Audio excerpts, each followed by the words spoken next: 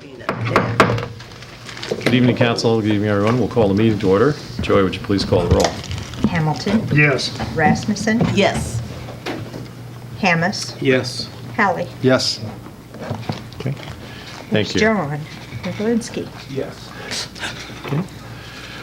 Council, are there any additions or changes to this evening's agenda before we go to our consent agenda? Mayor, one removal. The resolution of employment in the Park and Recreation Department should be struck. We'll not be having that resolution tonight. Okay. So from your consent agenda, Council will remove the resolution of employment for Park and Rec. And we'll move to the consent agenda. We have approval of the May 11th council meeting. We have your April finance report, resolution for employment in the police department, and this is for a communications operator, Joanna Stevens, and we have resolution of promotion in the police department 2 to Sergeant Joel Smith and Adam McIntyre, and resolution for seasonal employment in the street department, approval of claims in the amount of $664,099.18. Entertain a motion to approve those consent agenda items. Move to approve. Moved by Hammes. Second. Second by Hamilton.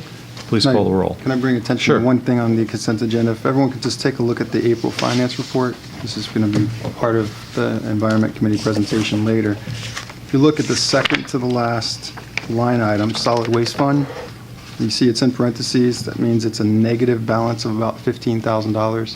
Just want to highlight that, so when we get to the portion of my committee report, you'll understand what I'm talking about. Okay, thank you. Any other questions, Council? If not, please call the roll. Hammes. Yes. Hamilton. Yes. Rivalinsky. Yes. Hallie. Yes. Rasmussen. Yes. Okay, thank you. Next, we'll move on to our appearances before the council, and it is lasagna and cannoli time. We have Dan Raymond from All Things Italian. Dan?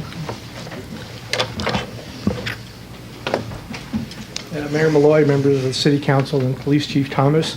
I'm here on behalf of the All Things Italian Street Festival, the 10th and final Italian Street Festival in Fairfield. At least that's what Dick keeps telling me, that it's our final. But I think he's just saying that so I'd come back one more year to help him. I'll give you all a map of our street closings. Thank you. We had two here. Yeah, It's got an extra one. Okay.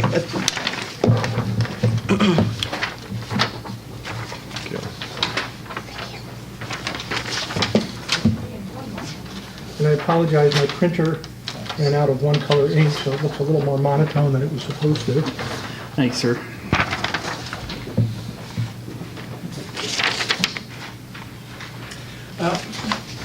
It just so happens that this year, we are following the Vintage Power Wagon event on Saturday, June 13th, and they're closing the square at midnight the night before, as they always do, and we're going to come in at 11 o'clock to begin setup. So even though we're asking for the street closing, we really don't have to do anything different than leave up the barriers for the Vintage Power Wagon. They leave a fire lane open during the day, which we will also do, and we'll leave the barriers up that they've already set in place to allow our vendors to come in and begin setup. And then at about 3 or 4 o'clock, we'll close all lanes around the square and allow the existing parked cars to get out. And then we'll reopen again at approximately 10 p.m. Okay, so that's I didn't catch that when Vintage Power Wagon came, that they're a week later this year. They're always the first weekend in June. Right, and normally we're the third week in June, but No, usually second, right? 'Cause- yeah, we're usually on Father's Day weekend. Right. And so this year, we knew that in advance that we coincide, and it's fine because we've coordinated with them. They said they'll be completely off the square by 11 or 11:15, and we don't usually start set up till 10 in the morning anyway. So it's fine with us. We'll just need a few more helpers to set up in about an hour's less time. Okay. Council, any questions on the request? They should make it easy and to just keep it that way. It starts from the beginning of the day. All right, then entertain a motion to approve the extended use of the street parking that we had approved for the Power Wagon Rally through till 10 o'clock. Okay, moved by Revelinsky. Second by Rasmussen. Any other questions or discussion? Not all those in favor signify by saying aye. Aye. All those opposed, the same sign? Okay, that's it, Dan? Thank you very much. All right. Hope to see you all there. Thank you. Thank you.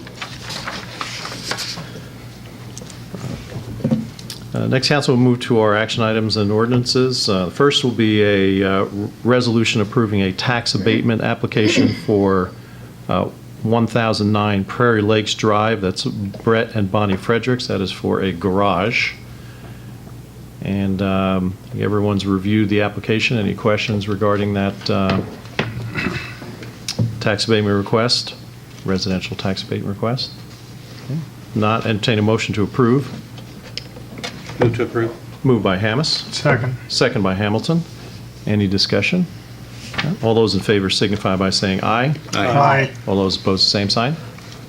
Thank you.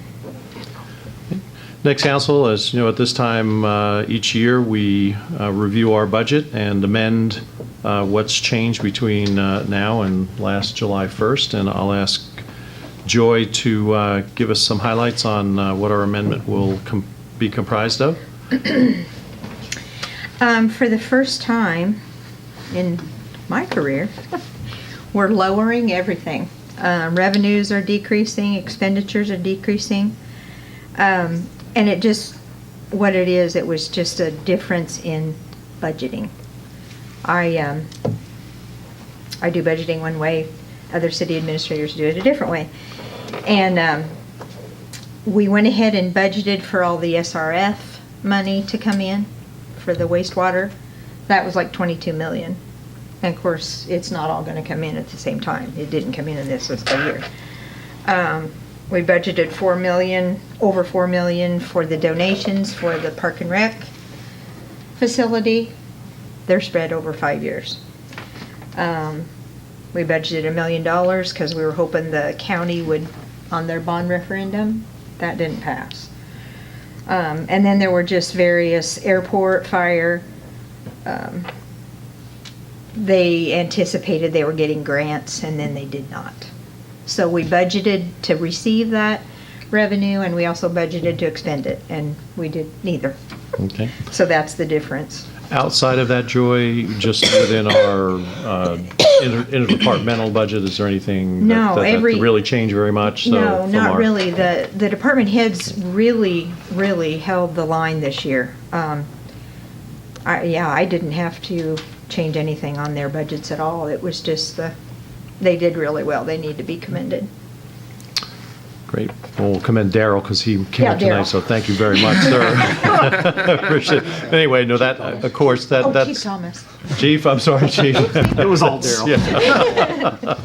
Well, anyway, that's the most important thing. Joy, thanks for that explanation. Obviously, if we're not receiving the revenue, we're not spending anything, then that balances itself out. The most important thing is whether there were any significant imbalances within what we had budgeted from within the department. So that's good news. We're not. So we'll make those adjustments through this budget amendment and submit that to the state.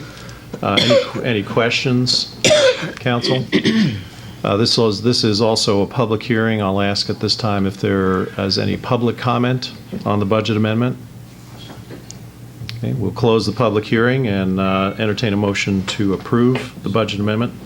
So moved. Moved by Revelinsky, Second. second by Hamilton. Any discussion? Please call the roll. Revelinsky. Yes. Hamilton. Yes. Hammes. Yes. Rasmussen. Yes. Hallie. Yes. Okay, thank you. Next, we have several resolutions, or two resolutions that will, regarding our general obligation refinancing capital notes. I'll turn that over to Mike. Thank you, Mayor. Before you is a resolution confirming and authorizing the publication and notice of public hearing for the issuance of our refunding of the $6.25 million bond. So this is standard language that will authorize us to publish and post the notice, and we would seek your approval for this. Okay, so we'll Entertain a motion to approve the first resolution for posting the notice of the bonds for $6.25 million. Move to approve. Moved by Second. Hamas, second by Revelinsky. Just a note to clarify to any of those watching, this is refinancing Refunding, existing debt. Correct. To save the city some money here. Correct. Thank you, John. Appreciate that. Any other comments or questions? Not? All those in favor signify by saying aye. Aye. All those opposed, the same sign. Thank you. Next, we'll open a public hearing on the issuance of the bonds that we just spoke of, $6.25 million in capital notes for refinancing city debt, and ask if there's anyone who would like to speak to that. Okay. Not seeing anyone, we'll close the public hearing. We'll move then to a resolution. Mike, if you'd tell us what we're going to be voting on here. Thank you, Mayor. Again, standard language allowing city staff to take additional action with Piper Jaffray's. Basically, this will allow the underwriting process to begin. And so once the bond market is right, and Piper Jaffray's will watch the bond market and kind of analyze when it's best for us to sell our refunding bonds, this allows us to take that action and begin that process with Piper Jaffray. Okay. Move for approval. Moved by Revelinsky to approve the resolution. Second. Second by Hamilton. All those in favor signify by saying aye. Aye. All those opposed, the same sign. Okay, thank you. Next, Council, you have a engineering services agreement with French Rent-A-Car regarding the sidewalk project we discussed at our last meeting that was grant-related. And Melanie, if you'd give us some background on that. Yep. This is the fees that were included in the grant, a lump sum total of $3,670, which includes the design and any necessary staking to get it laid out.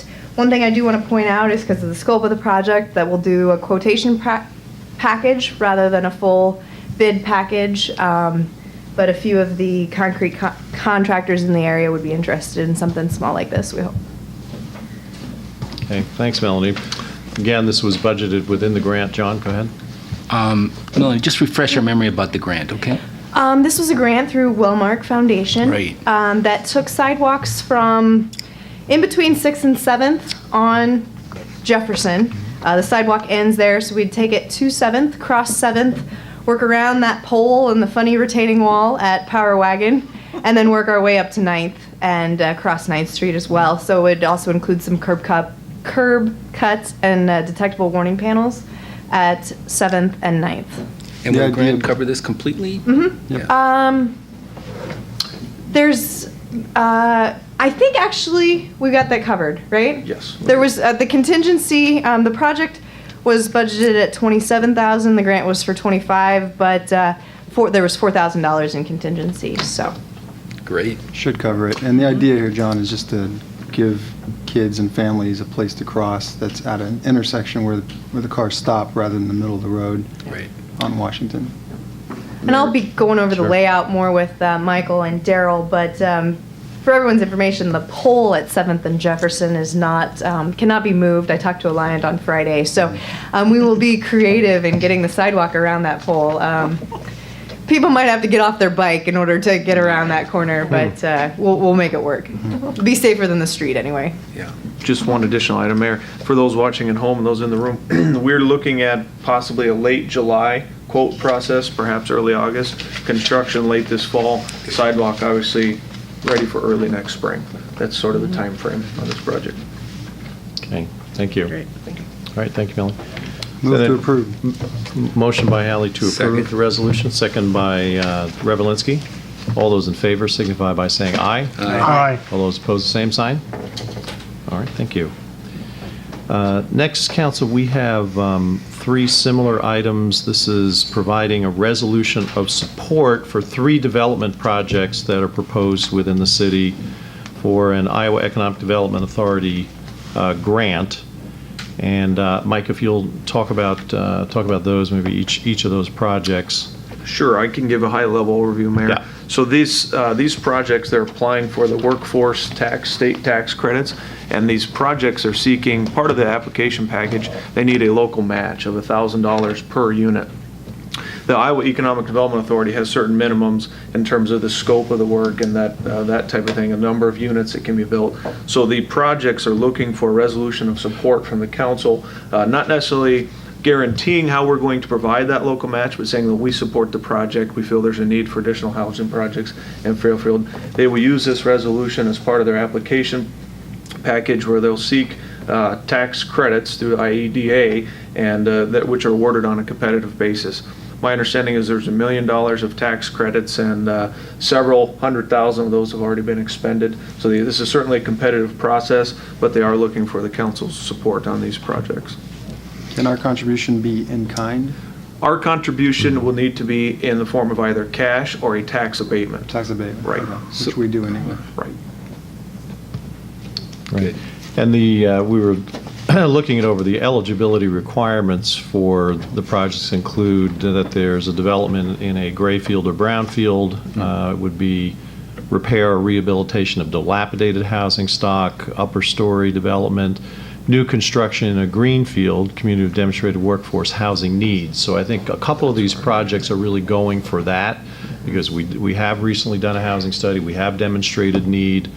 And of the 3 projects, the Loudon Senior Housing Project, which just received state tax credits for historic preservation, would be one that would be a kind of a reclamation. The others are new projects, but again, they would be identified because of housing need within the community. So who's going to score strongest on the application? We don't know which projects, but I think it would be good for us to be involved in some way if they can get those types of credits. And the tax credits end up being a way to attract investment to the project. So you're really assisting the project in attracting more investment to it. So go ahead. Mayor, if I might also Sure. add, because of the nature and the scope of these developments, either our revitalization plan or the renewal plan, so and the urban or the tax abatement or TIF will substantially meet or exceed the match requirements for local units. So we will substantially meet that through tax abatement. In terms of cash, we would need to come to the table with cash for each unit. Good. Thank you. So we'll take them one at a time. First, then, the resolution would be to provide support to the Loudon Senior Housing Project. It's not going to be lousy. So moved. Moved by Hallie. Second. Second by Hamas. All those in favor signify by saying aye. Aye. Okay. The next resolution would be provide support for Martin Brett Housing Project application. So moved. Moved by Revelinsky. Second. Second by Hamilton. All those in favor signify by saying aye. Aye. All those opposed, the same sign. Thank you. Next would be for providing support for the Huffman Housing Project application. So moved. Moved by Hamilton. Second. Second by Rasmussen. Thank you. All those in favor signify by saying aye. Aye. All those opposed, the same sign. Thanks. And the final would be the third and final reading for Ordinance 1129, the Simple and Minor Subdivisions Ordinance. This is public hearing. We'll open it at this time and ask if there's any public comment. Seeing none, we'll close the public hearing and ask what is the wish of the council. I make a motion to move this from the third through the final reading. Okay. Moved by Hamilton to approve. Second. Second by Hamas. All those in favor signify by saying aye. Aye. All those opposed, the same sign. Thank you. Nothing to report from my side. Our city attorney is not scheduled for a report. Anything, any good news, John? Nothing yet. Okay, nothing yet. I'm sending you a copy. Okay. Yeah. We'll move to our committee and board reports. Ways and Means Committee. I don't believe we had a meeting Not on since there. our last. Okay. It's listed on there, but that's fine. Then we have Environmental and Franchise Utilities Committee, and I know we've got a report there. Yes. Michael? All right, so we met last week. The first item we discussed has to do with the service agency, which is the government body that's 2 council members, two county supervisors, and an impartial citizen. And that group oversees the 28E agreements that the city has with the county, overseeing such things as the law center and the recycling center that we pay money to keep open. So currently, the recycling center contract is through the city with Connolly Inc., and it expired last year, but no one really caught it. We're pretty sure there's about a year extension, goes month to month for about a year, but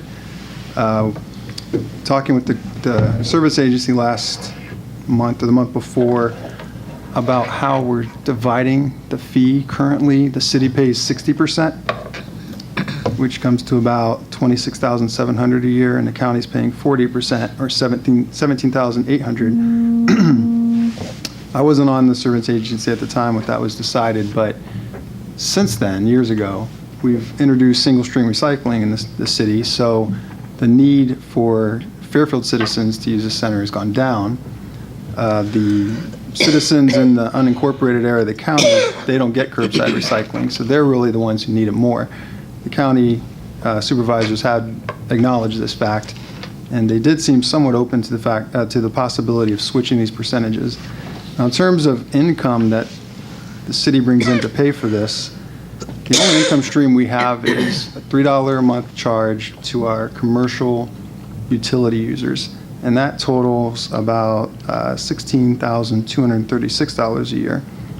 So we're bringing in $16,236. We're spending $26,700. So we're spending $10,000 more than we're bringing in, and so that extra money is being subsidized by our residential citizens who probably don't need this at this point. So to make it more fair, if we switch those percentages, the city paying 40%, which is about $17,000, that would be closer to what we have to spend. The reason I brought up the refuse fund being in the negative is it was in the negative years ago. It was just a mathematical error that someone had made, that citizens were being charged less than the city was being charged for the service of curbside trash and recycling pickup. And that went on for so long that it was $150,000 in the negative when it was discovered. Since that time, we've been shrinking that debt. It's down to $15,000. It would probably be at zero by now, and we'd actually have a fund in there like we should if we weren't paying 60% of this fee. So the committee would like to propose to the Service Agency, we're meeting in June, to switch those percentages as of July 1st and let the contract out to bid. But this time, the county can have the contract rather than the city, since if they're going to be paying the majority, that they can have the contract. Don't change any of the scope of it. Keep the same scope, so that's open the same number of days a week and all that. There's also some amenity, but there's an agreement where they'll pick up some recycling for us. We want to keep all that, just switch the percentages. So that was the committee's recommendation, and we'd like to bring that to full council. So I will move to propose to the Service Agency that we change the percentages, city 40%, county 60%, effective July 1st this year.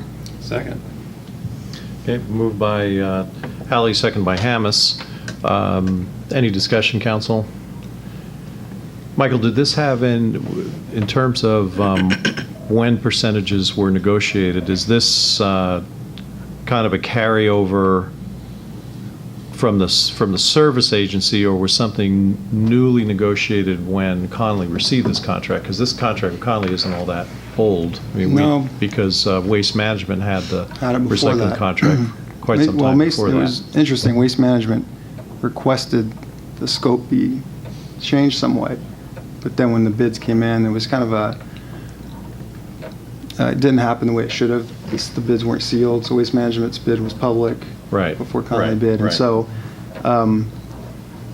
but I don't know exactly why the city Okay. agreed to pay 60% back then. I remember, I believe it was Ray Motti and Susan Silvers were the representatives, and I remember them going through this process quite a bit and becoming frustrated with it, and finally, I think, conceding to that. But things have changed, and the conversation was very open. at How does the service county, agency. how does the county fund their portion? Do they speak about that? I mean, can they equally say that they're collecting fees that would match what they're going to pay? They didn't seem concerned about it, and they did not seem concerned about requiring to pay 60%. So Yeah, they don't Because have, they don't, actually, I don't think they have a any kind of a designated levy or anything. I think they Yeah. they just actually provide it to their citizens Yep. in the unincorporated area to be able to bring it to a recycling center. Yeah, that's correct. Okay. Well, we wish you a lot of luck. Any other discussion? Not all those in favor signify by saying aye. Aye. All those opposed, the same sign. Thanks. All right, one other item. So I get calls from people, citizens, who have asthma or other respiratory issues about the open burning that happens in the months of April, October, and November. And not to poke a hornet's nest and talk about an outright burning ban, looked at the current days of the week that burning's allowed. It's Tuesday, Wednesday, Thursday, Saturday. And I think it was one of the citizens proposed, that's 3 days in a row that I can't go outside because of the smoke. So I proposed taking out Wednesday. So we have Tuesday, Thursday, Saturday. It's every other day. It's one less day per week. It shouldn't be too much of an inconvenience for the people who do burn. I got a little data from the Iowa Department of Public Health.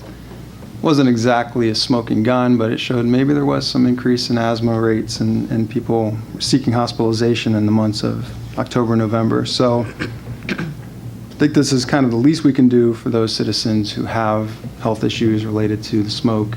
And again, it's a compromise. It's not going to, taking 1 day per week, so that's four weeks times 3 months, it's 12 days a year we would be removing from the open burning.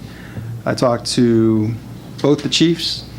Neither chief has a problem with it, fire chief or police chief. Daryl doesn't have a problem with it. It shouldn't be that big of a deal, but could provide a little bit of relief for those people who want to take a nice walk in the fall and not have to wait 3 days to do so. So I'll, again, make the motion to remove Wednesdays. Michael, I think this I would- ordinance. Yeah, I was just going to I think you Yeah, say, but, the motion is to begin that process, I think. Start the how do we- ordinance, in other words. Yeah, how do we do that? We just need to amend the ordinance, bring it for first reading. Okay. I So do we think, do need a I think your motion to committee should just, Get that? yeah, I just think you should just get that underway, because you do need a public hearing Oh, process yeah, we'll for have 3 something public like this. hearings. Yeah. This isn't to change it, but to begin the process. Well, go ahead, from my side. All right. several people call and Yeah. interested in concerns, so. Okay. Well, then again, like we said, 3 public Okay, hearings so- for the readings when we get to that point. So a motion to proceed with amending the ordinance, the burning ordinance. So motion by Hallie? Yep. Second. Second by Revelinsky. Discussion? No? All those in favor signify by saying aye. Aye. All those opposed, same sign.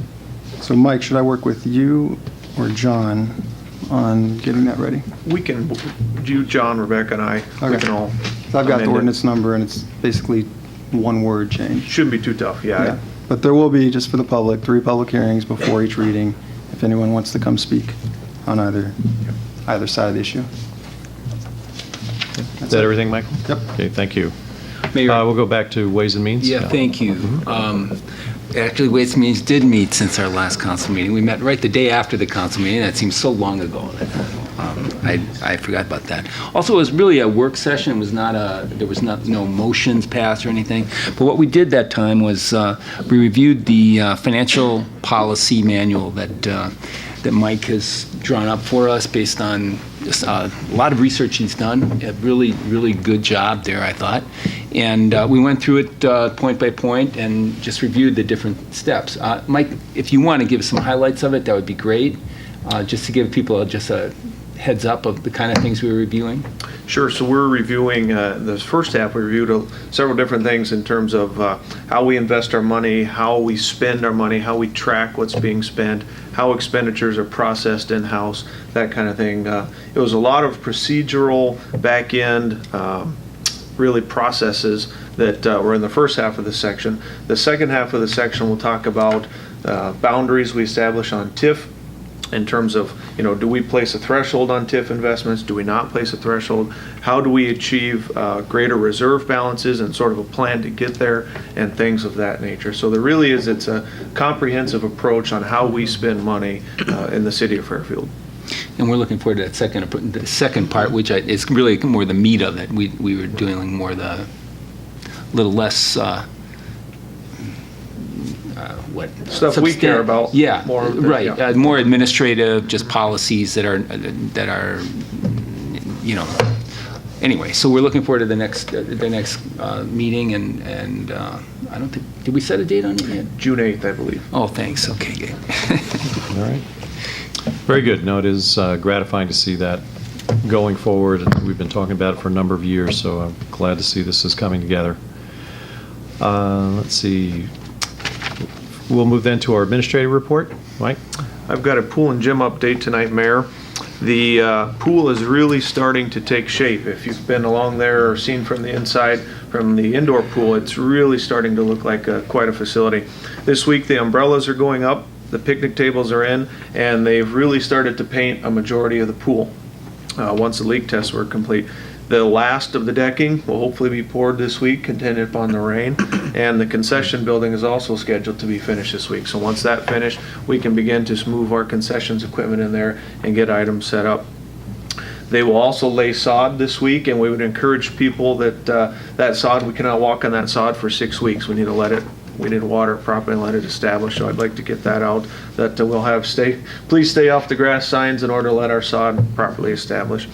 And then we're at the point where we're going to begin working with the contractors. Derek's staff, as well as our water department, are going to take the training on how to start and operate that pool. So we'll really have quite a bit of redundancy built in terms of staff that know how to operate all the mechanics of the pool. And that will happen on June 2nd. So really, everything is pointing toward a June 10th opening, Mayor. That's contingent upon the rain and the weather, of course, but as of right now, everything's pointing towards June 10th. So we're really Right. pretty excited about that. It's going to be very exciting, no doubt about it. Really neat. Now, the public knows just whereabouts the pool is being built. Are we going to some way tell them where they need to enter in order to get to the pool? That's my I think understanding. we're going to need some signage there. Otherwise, we're going to have people going through backyards and. Well, actually, we're working with Melanie.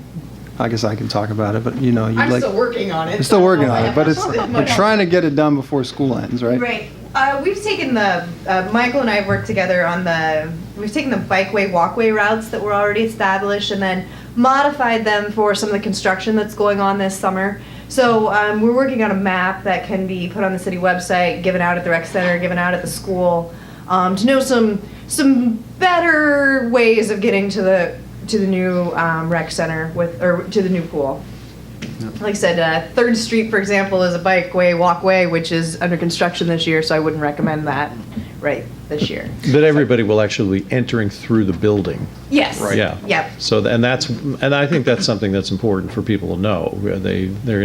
I'm not sure that people understand that it will all be connected to the facility as it is now. So, And there is a fence all the way around the Right. pool for everyone's safety, but so you can't go through Mike's backyard to get Right.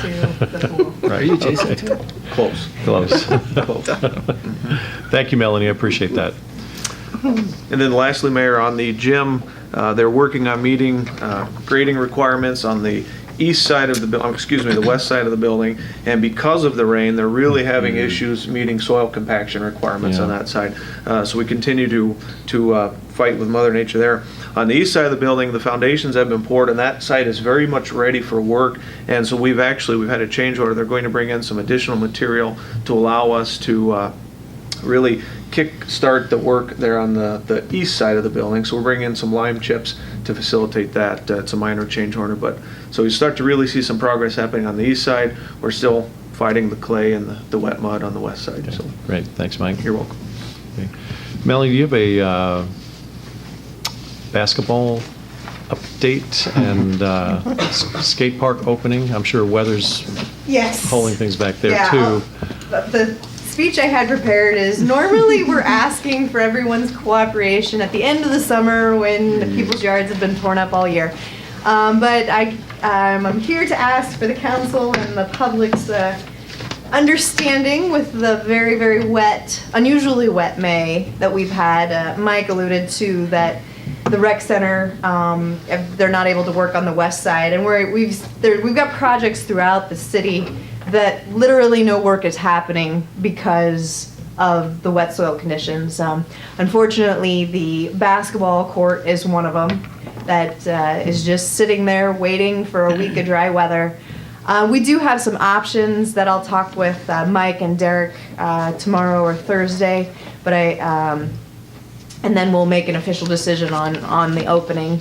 But again, we're waiting for that to dry out. Another one is Highland Street. They tore that out last week, and surprise rain popped up on Wednesday, and they were not able to get it poured before it got rained on. So again, we're waiting for that subsoil, the very heavy clays in this area. We're waiting for enough time for those to dry out. So there's a lot of projects going on. Unfortunately, there's a lot of projects that aren't moving right now.